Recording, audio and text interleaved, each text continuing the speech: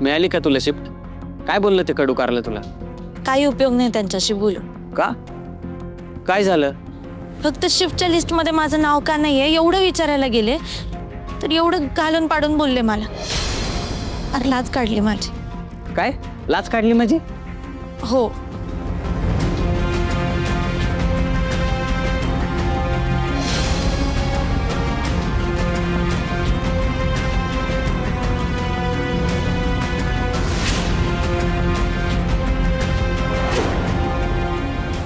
काय असं बोलला तो? अरे माणूस आहे का कोण आहे ते इंद्र सर?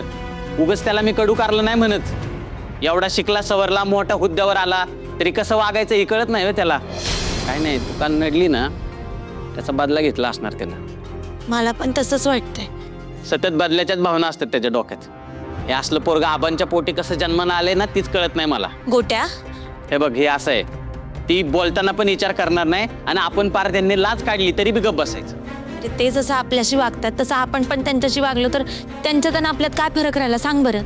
तोच प्रॉब्लेम आहे तुझा.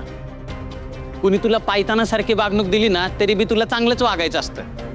अगं राणे वाक्य चांगलं पण कुणा बरं?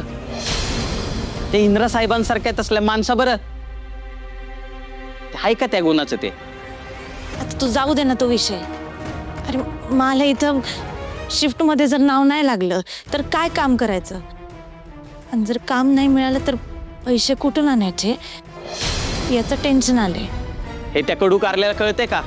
गरीबाच्या पोटावर पाय देऊन ह्यांच्या नरड्यात घास कसा जातो हीच कळत नाही मला. आणि तरी तुला त्याच्याबरोबर मैत्री करायची होती. तो बॉस म्हणून तर बेकार हायच पण माणूस म्हणून तर लई बेकार आहे. हे बघ मला त्याच्याशी काही घेणं देणं नाही. मला तर फक्त आई बुवांची काळजी वाटते.